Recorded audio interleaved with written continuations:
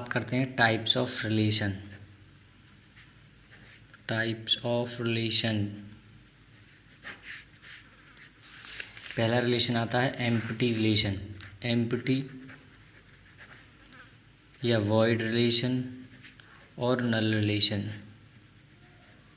अब इसको एम्प्टी और नल रिलेशन क्यों बोलते हैं वो अभी थोड़ी देर पता चल जाएगा। पहले डेफिनेशन लिख दूं, a relation R in set A. In set A का क्या मतलब है? इन सेट ए का ये मतलब है कि जो रिलेशन है वो ए टू ए है, यानी कोडोमेन जो है वो भी ए है। A relation R in set A, in set A लिखूँ मैं या ऑन सेट ए लिखूँ, मतलब इसका ये है कि जो रिलेशन है वो ए टू ए है। A relation R in set A is set to be empty, is set to be a empty relation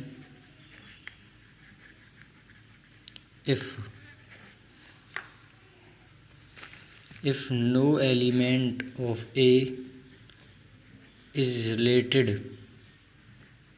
if no element of A is related to any element of A, यानी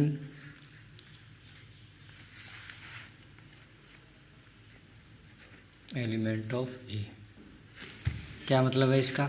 इसका मतलब ये है कि जो empty relation होगा, कोई भी एलिमेंट यानी जो फर्स्ट सेट है वो दूसरे सेट के एलिमेंट से रिलेट ही नहीं करेगा। जैसे आप फॉर एग्जांपल आप ये समझिए, मैंने कोई सेट लिया ए 1 2 3 4 5। अब एक रिलेशन डिफाइन करते हैं हम, relation R A B such that A minus B equal to 12। अब आप ये समझिए, आर यानी रिलेशन ए टू ए में ऑर्डर्ड पेयर ए बी होंगे, वो कैसे होंगे? इस ए माइनस बी इक्वल टू 12।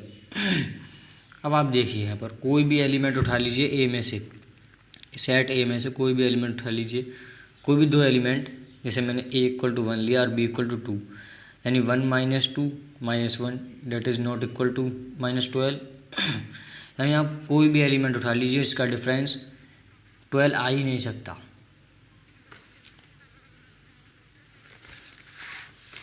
यानी अब हमारे पास, जैसे हम देख भी सकते हैं कि अगर हम कोई भी दो एलिमेंट लेते हैं और उनका डिफरेंस करते हैं तो 12 आ ही नहीं रहा। यानी कोई भी ऐसा ऑर्डर्ड पेयर नहीं जो आर से बिलोंग करे। For all A B belong to A, यानी कोई भी पेयर बन ही नहीं रहा जो इसको सेटिस्फाई करे। तो ऐसे सेट को हम, मतलब ऐसे रिलेशन को हम एम्प्टी रिलेशन बोलते हैं। एम्प्टी रिलेशन जिसमें कोई भी, मतलब कोई भी एलिमेंट दूसरे सेट के एलिमेंट से मिल ही नहीं रहा, यानी उसको सेटिस्फाई नहीं कर रहा। तो ऐसे भी लिखते हैं इस डेफिनेशन को,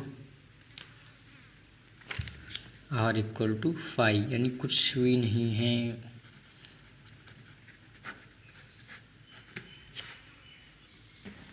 दूसरे रिलेशन पे आते हैं जो कि यूनिवर्सल रिलेशन।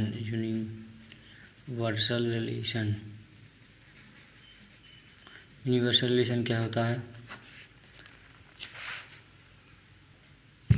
यूनिवर्सल रिलेशन क्या होता है? A relation R on set A is set to be a universal relation if each element of A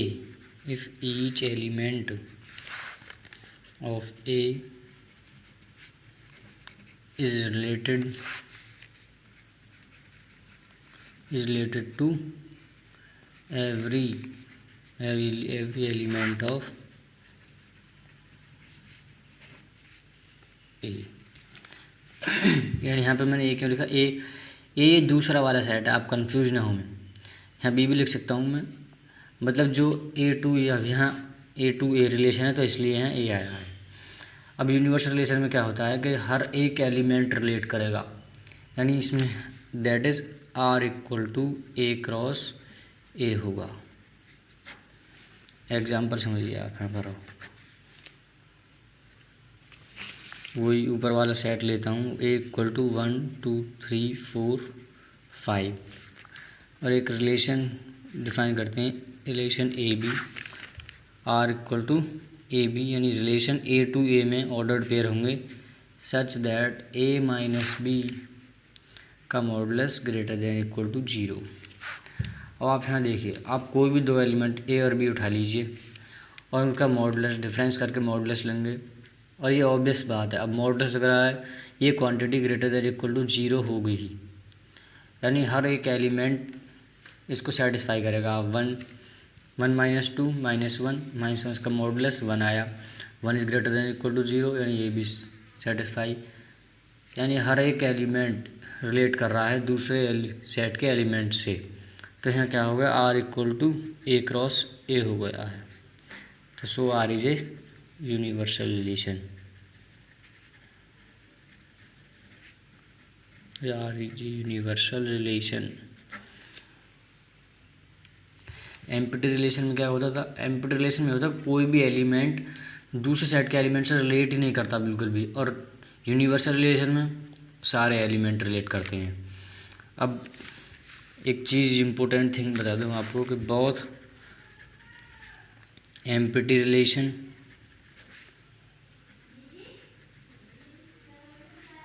and universal relation, empty relation and universal relation both empty are called trivial relation, इनको trivial relation भी बोलते हैं।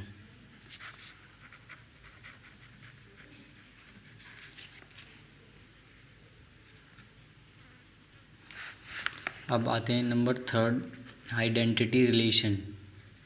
Identity relation ये ज़रा important नहीं है, but आप फिर भी इम्पोर्टेंट है। आप देखिए,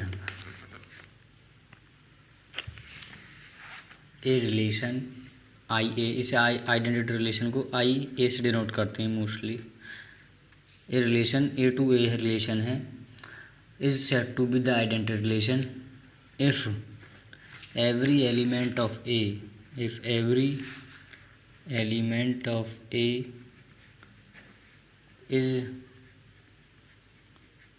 related to itself only, if every element of A is related to itself only।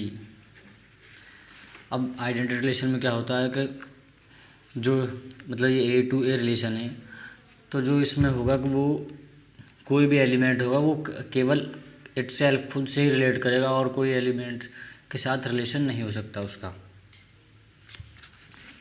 आप एग्जांपल के साथ समझिए, जैसे मैंने कोई सेट लिया ए इक्वल टू 1 2 3, अब एक रिलेशन लिखा आर 1 1 2 2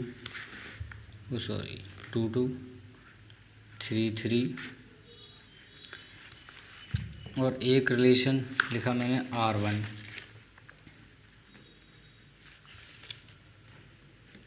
1 1 2 2 3 3 1 3, और एक और रिलेशन R2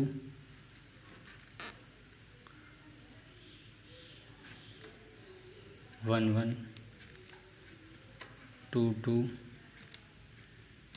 3 3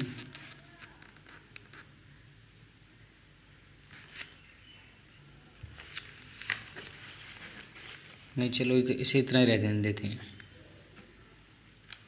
अब आप यहाँ समझिए, अब R और R1 और R,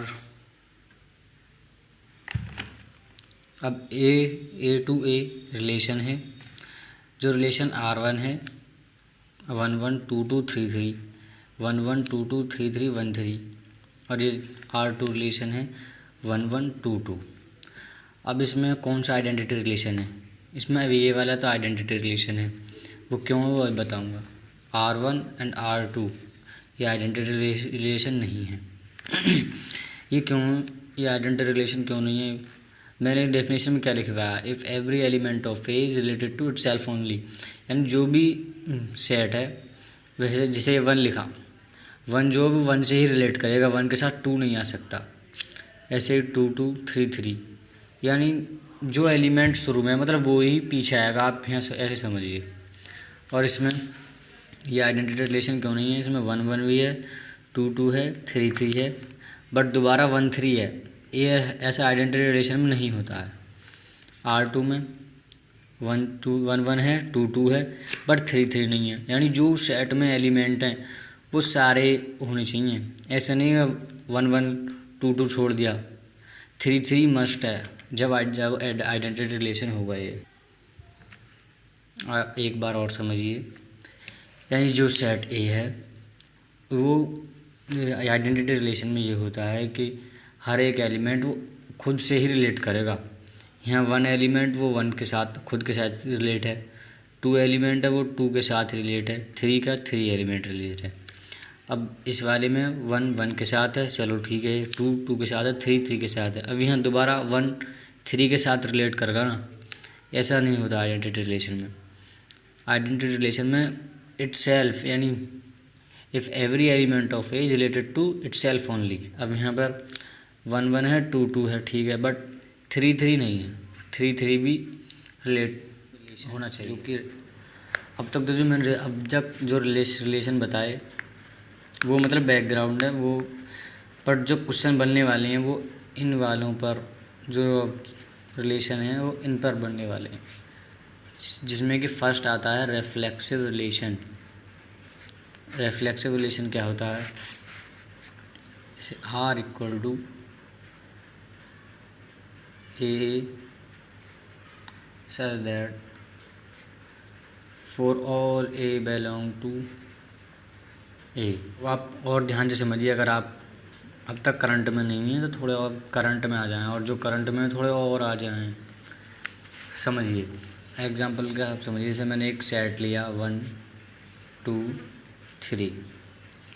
अब एक रिलेशन R इक्वल टू 1 1 2 2 3 3 1 3 2 1, और एक रिलेशन लिया R1 1 1 3 3 2 1 3 2। अब आप यहाँ समझिए, जो वह आर रिलेशन है इसमें सब जिसमें ऑर्डर्ड पेयर होंगे मतलब वो ए की फॉर्म में रहेंगे, यानी जो शुरू में होगा वो ही सेकंड एलिमेंट होगा। रिफ्लेक्सिव रिलेशन में क्या होता है, जो शुरू में है वो ही लास्ट में, जो सेकंड एलिमेंट, जो फर्स्ट एलिमेंट है वो सेकंड एलिमेंट। अब यही आइडेंटिटी रिलेशन में होता है। अब आइडेंटिटी रिलेशन और रिफ्लेक्सिव रिलेशन में डिफरेंस क्या है वो भी थोड़ी देर में पता चल जाएगा। अभी आप यहाँ देखिए, मतलब 1 1 है, 1 1 है, 2 2 है, 3 3 है, 1 3 है, 2 1 है। अब आइडेंटिटी रिलेशन होने के लिए इसे क्या होना चाहिए, अब ये रिफ्लेक्सिव रिलेशन तो है, बिकॉज इसमें 1 1 2 2 3 3 सब हैं। आगे कुछ भी हो, मतलब ये बहुत जो सेट में एलिमेंट रहते हैं उसका डबलेट होना मस्ट है। 1 1 है, 2 2 है, 3 3, आगे कुछ भी हो, आगे कुछ भी हो। अब आइडेंटिटी रिलेशन होने के लिए क्या होता है कि केवल बस वो ही वो हों, यानी आइडेंटिटी रिलेशन के लिए बस ये यहीं ख़त्म हो जाएगा। ये डिफरेंस है। जैसे अगर यहाँ 1 के साथ 1 1 रिलेट है, 1 के साथ हैं 3 रिलेट है, तो आइडेंटिटी रिलेशन के लिए 1 दो चीज़ों से रिलेट करेगा ना, 1 1 के साथ भी और 1 3 के साथ भी। आइडेंटिटी रिलेशन में ऐसा नहीं होता है। आइडेंटिटी रिलेशन में एलिमेंट ओनली केवल अपने आप से रिलेट करते हैं। रिफ्लेक्सिव रिलेशन में अपने आप से तो करते हैं और ऐसे भी कर रहे हैं, उससे कोई दिक्कत नहीं है। बट जो सेट में एलिमेंट्स हैं वो 1 1 मतलब ए की फॉर्म में होने चाहिए, आगे कुछ भी हो उससे कोई मतलब नहीं है। यानी ये तो रिफ्लेक्सिव रिलेशन है फर्स्ट वाला। अब आप यहाँ समझिए 1 1 3 3 है, 2 1 है, बट आप यहाँ समझिए 2 2 नहीं है। अब 2 2 नहीं है, यहाँ पे यही दिक्कत हो गई। 2 2 नहीं है तो ये रिफ्लेक्सिव नहीं होगा। आगे हम देखेंगे नहीं, चाहे कुछ भी सही। 1 1 है, 2 2 नहीं है, 2 2 होना चाहिए। अगर यहाँ पर 2 2 होता तो रिफ्लेक्सिव हो जाता। आगे कुछ भी हो, बट जो सेट में एलिमेंट हैं जैसे रिलेशन A2 है यहाँ पर, वो उसका डबलेट होना ज़रूरी है। 1 1 तो है, 2 2 नहीं है। 2 2 होने पर ये रिफ्लेक्सिव हो जाएगा। ठीक है, अब करते हैं नेक्स्ट रिलेशन की बात, सिमेट्रिक रिलेशन। सिमेट्रिक रिलेशन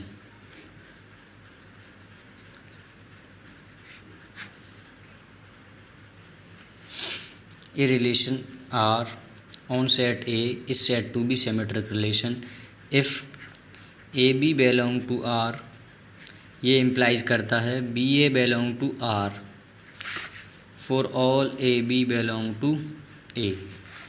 अब इसका क्या मतलब है, जैसे अगर किसी रिलेशन में AB है और BA भी है, जब सिमेट्रिक रिलेशन होगा।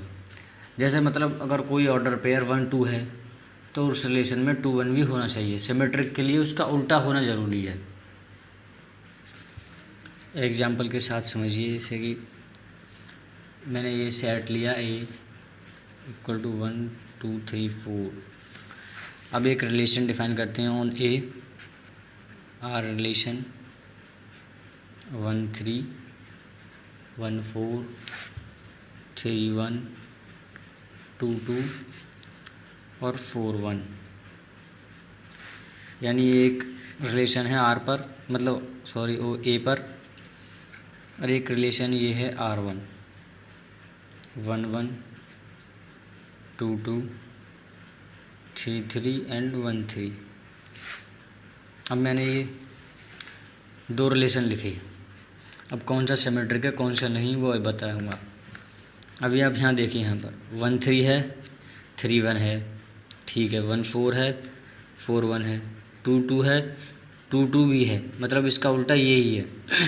तो यानी इसमें तो सब कंडीशन सिमेट्रिक की सेटिस्फाई हो रही हैं, यानी जो ऑर्डर पेयर ए बी है और उसका बी ए बी है तो ये तो सिमेट्रिक होगा। अब यहाँ पे आइए, 1 1 है, इसका उल्टा 1 1 यही है, 2 2 है, इसका उल्टा भी 2 2 यही है, 3 3 है, उसका उल्टा 3 3 है, यहाँ पर 1 3 है बट 3 1 नहीं है, तो इसलिए ये सिमेट्रिक नहीं होगा। और ठीक से समझिए, यानी सिमेट्रिक रिलेशन होने के लिए क्या होता है कि उस ऑर्डर पेयर का उल्टा होना बहुत ज़रूरी है सिमेट्रिक के लिए। अब और एक बात और समझिए, अब बच्चे क्या करते हैं, जैसे 1 1 है ये, इसका उल्टा और कहीं देखते हैं, 1 1 कहाँ देखें, नहीं हमें और कहीं नहीं देखना, इसका उल्टा ये ही है 1 1। ठीक है, अब रिलेशन करते हैं नेक्स्ट रिलेशन की बात, जो कि है transitive relation. Transitive relation, transitive relation, transitive relation क्या होता है, a relation R on set A is set to be transitive if A B belong to R and B C belong to R. ये implies करता है कि A C belong to R for all A B C belong to A. इसका क्या मतलब है, यानी किसी रिलेशन में ए बी है और बी सी है, मतलब किसी रिलेशन में 1 3 है 3 1 है। आप यहाँ समझिए, किसी रिलेशन में 1 3 है 3 1 है और फिर और 1 1 है, यानी ए सी है, तो वह रिलेशन ट्रांजिटिव रिलेशन होगा। किसी रिलेशन में ए बी है, यानी ए सेकंड और उसका फर्स्ट ये सेम होना चाहिए। किसी में रिलेशन में ए बी है, बी सी है और ए सी है, तो वह रिलेशन ट्रांजिटिव रिलेशन होगा। यस, ट्रांजिटिव के एग्जांपल समझते हैं। वो कोई सेट लिया ये जिसके एलिमेंट 1 2 3 4 हैं, ये एक रिलेशन है 1 2 2 3 1 1। अब ये समझिए, ट्रांजिटिव होने के लिए क्या होना चाहिए, ए बी है, बी सी है, ए सी होना चाहिए। वो हम चेक करते हैं, 1 2 है 2 3 है 1 3 नहीं है, तो ये ट्रांजिटिव नहीं हुआ। दोबारा चेक करिए, ए बी है बी सी है बट ए सी नहीं है, तो हम आगे के एलिमेंट चेक नहीं करेंगे। रिफ्लेक्सिव होने के लिए क्या होना चाहिए, 1 1 होना चाहिए 2 2 होना चाहिए, 1 1 है 2 2 नहीं है, ये रिफ्लेक्सिव भी नहीं है। सिमेट्रिक के लिए क्या होना चाहिए, उसका उल्टा 1 2 है 2 1 नहीं है, यानी रिफ्लेक्सिव ट्रांजिटिव सिमेट्रिक कुछ नहीं है। अगला है 1 2 है 2 1 है 1 1 है, ठीक है। ट्रांजिटिव चेक कर रहे हैं। 1 2 है 2 1 है 1 1 भी है। आगे 2 1 है 1 1 है 2 1 भी है। 1 1 है 1 2 है और 1 2 भी है। आगे आते हैं 2 2 है और कोई एक एलिमेंट देखेंगे जो 2 से स्टार्ट होता हो, ये पीछे 2 2 है 2 1 है 2 2 भी है। 3 3 है, कोई स्टार्ट 3 से एलिमेंट।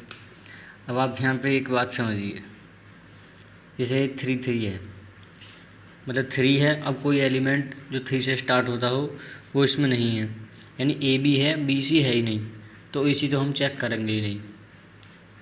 अभी आप यहाँ समझिए, यहाँ ए बी है बी सी कोई है ही नहीं, तो हम ए सी चेक नहीं करेंगे। अब इससे ये नहीं है कि अगर बी सी नहीं है तो ट्रांजिटिव नहीं होगा। अगर ए बी है और बी सी भी है और जब ए सी नहीं है जब ट्रांजिटिव नहीं होगा। अगर ए बी है और बी सी है ही नहीं तो जब भी ट्रांजिटिव हो सकता है। अगला एलिमेंट चेक करते हैं। 1 3 है 3 3 है तो 1 3 भी है, यानी ये ट्रांजिटिव रिलेशन है।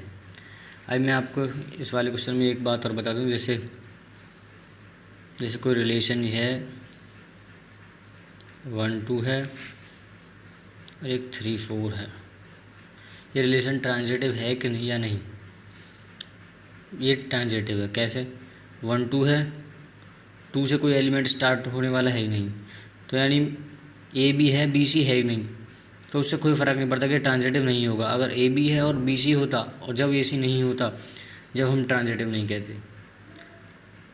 ये ट्रांजिटिव होने के लिए ए बी बी सी होना चाहिए और फिर ए सी होना चाहिए। अब अगर ए बी है और बी सी नहीं है तो ए सी हम चेक ही नहीं करेंगे, ठीक है। अगले वाले पे आते हैं। नेक्स्ट 1 1 है 2 2 है 3 3 है 4 4 है। रिफ्लेक्सिव की तुली, रिफ्लेक्सिव तो ये है। सिमेट्रिक चेक कर लेते हैं एक बार। 1 1 इसका उल्टा है 1 1 यही, 2 2 इसका उल्टा भी यही, 3 3 इसका उल्टा भी यही, 4 4 इसका उल्टा भी यही, 1 1 इसका उल्टा 2 1, 2 3 इसका उल्टा 3 2, यानी ये सिमेट्रिक तो है। ट्रांजिटिव चेक कर लेते हैं। 1 1, हाँ ये 1 1 1 2 है 1 2 भी है, 2 2 2 1 है 2 1 है, 3 3 3 से स्टार्ट होने वाला कोई एलिमेंट, 3 2 3 2 है, 4 4 4 से कोई एलिमेंट स्टार्ट होने वाला नहीं है। अब आते हैं 1 2 1 2 है 2 1 है 1 1 भी है, 2 3 2 3 है 3 2 है 2 2 है, यानी ये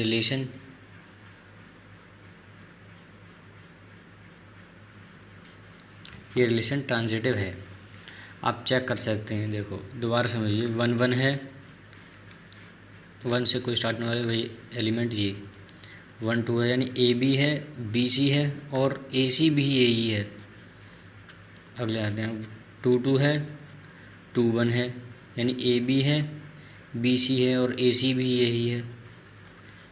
नेक्स्ट 3 3 है 3 2 है, यानी ए बी है बी सी है और ए सी यही है।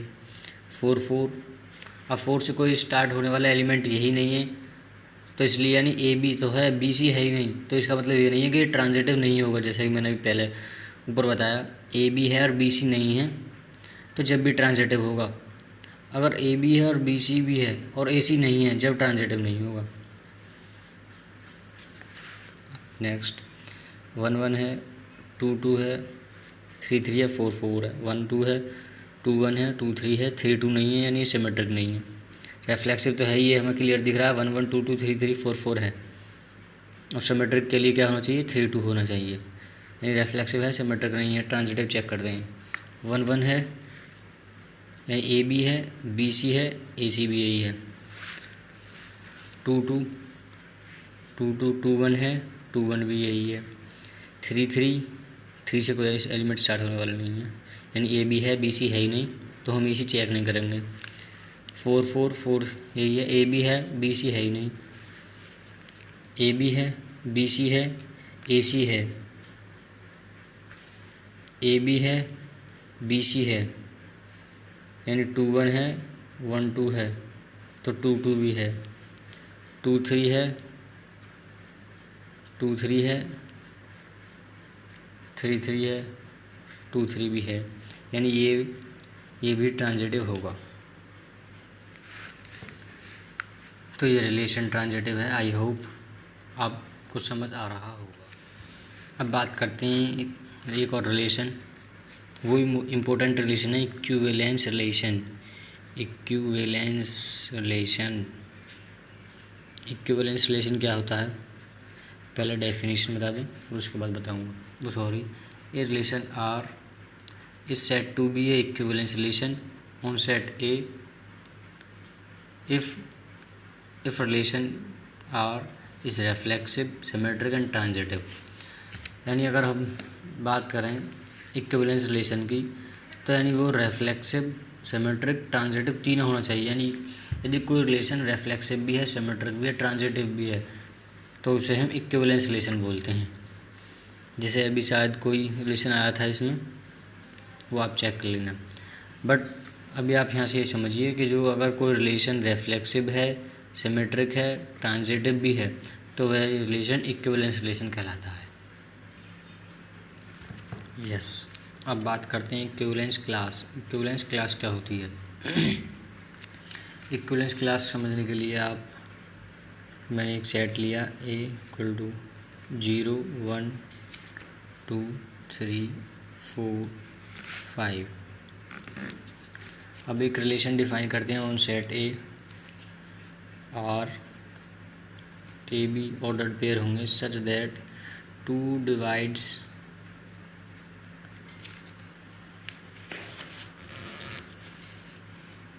ए माइनस बी।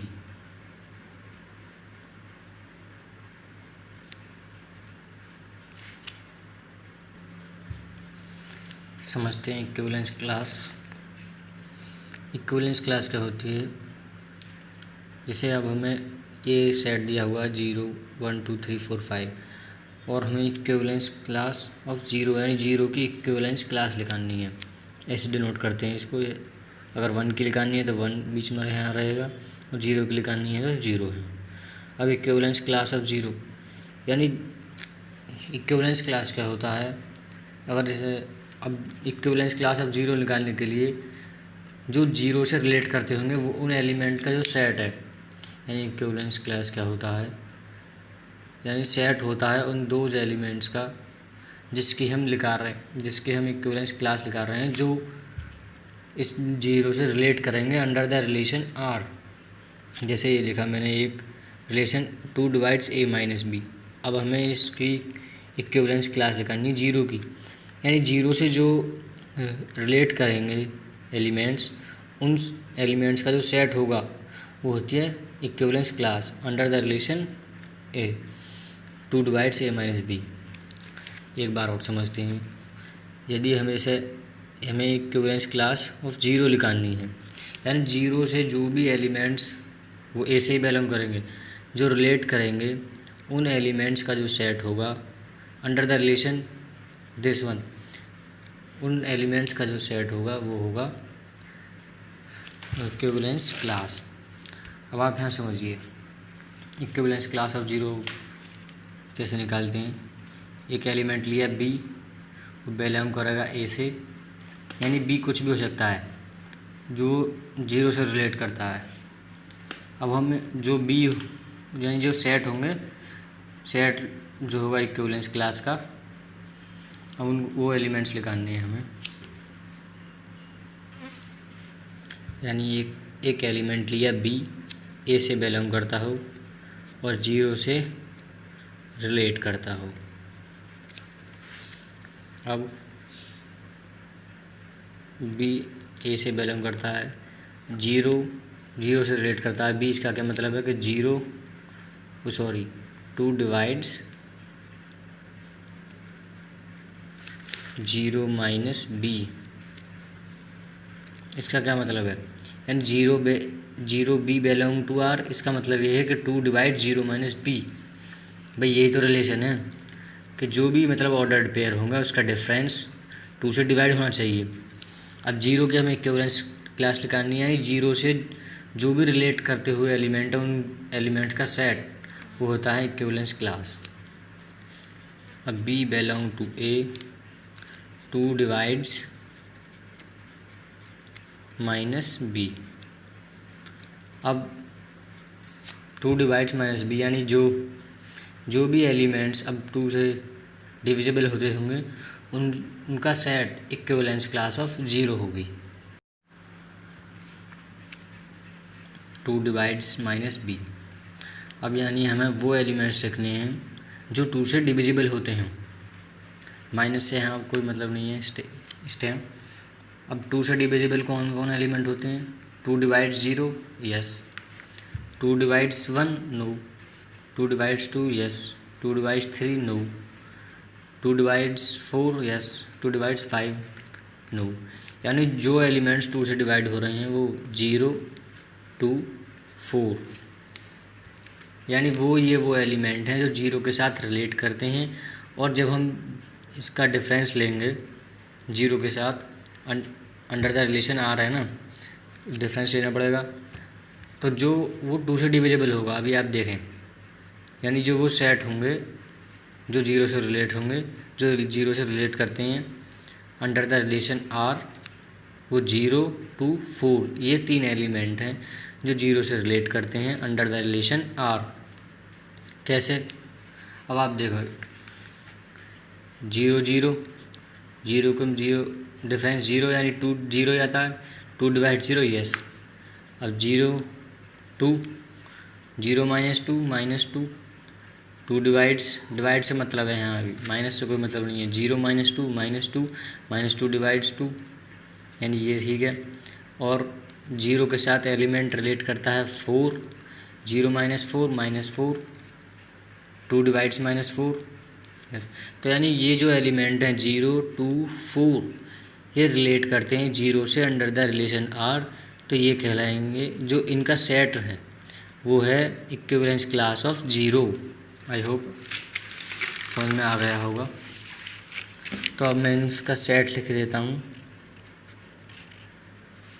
0, 2, 4, यानी ये वो एलिमेंट हैं, ये होगी इक्विवेलेंस क्लास ऑफ 0। ये एलिमेंट्स 0 से रिलेट करते हैं अंडर द रिलेशन आर, जो रिलेशन डिफाइन किया हुआ था पीछे। अब आप यहाँ देखें, मैंने 1, 2, 3 क्यों नहीं लिखे? बिकॉज जब हम 0 के साथ इसका डिफरेंस लेते हैं, जैसे मैंने 0, 1 लिखा, 0 माइनस 1, माइनस 1, माइनस 1 का 2 से डिविजिबल होता है नहीं, यानी वो ही लिखने हैं जो 2 से डिविजिबल हों, और मतलब अंडर द रिलेशन आर करना है ना हमें। अगर 1 लेते हैं 0 के साथ तो माइनस 1 आता है इसका डिफरेंस, और माइनस 1 2 से डिविजिबल नहीं होता है, तो इसलिए ये रिलेट नहीं कर रहा 0 से। इसलिए वो ही एलिमेंट लिखते हैं जो जिसकी हम इक्विवेलेंस क्लास निकाल रहे हैं, जो उससे रिलेट करते हैं under the relation R. Now अब डेफिनेशन पे आते हैं। डेफिनेशन भी लिख रखी है मैंने, let R be an equivalence relation in a set A. अब हाँ, इक्विवेलेंस क्लास निकालने के लिए जो रिलेशन होना चाहिए वो इक्विवेलेंस रिलेशन हो। अब नाउ ये जो मैंने रिलेशन दिया है ये इक्विवेलेंस रिलेशन है, वो कैसे है वो अभी बाद में बताऊंगा। बट इक्विवेलेंस क्लास निकालने के लिए इक्विवेलेंस रिलेशन होना बहुत ज़रूरी है। Let R be an equivalence relation, R एक इक्विवेलेंस रिलेशन है in set A, and let A belong to A कोई एलिमेंट ले लिया है सेट ए में से, जैसे यहाँ सेट ए में से 0 एलिमेंट लिया हमने।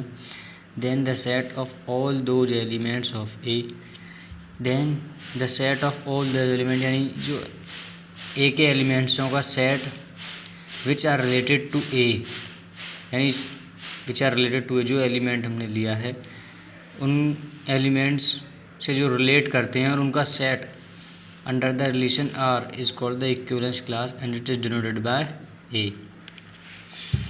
मतलब जो हमने एलिमेंट लिया जिसकी हम इक्विवेलेंस क्लास निकाल रहे हैं उससे जो रिलेट करते हैं एलिमेंट्स, उन एलिमेंट्सों का सेट ही इक्विवेलेंस क्लास कहलाता है और उसे ऐसे डिनोट करते हैं। और 2 थिंग्स आप नोट में लिखें that two equivalence class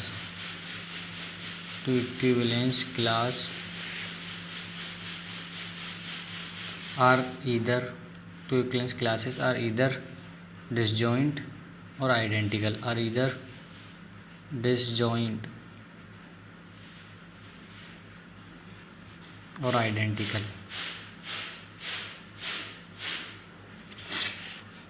और एक और the union of all equivalence classes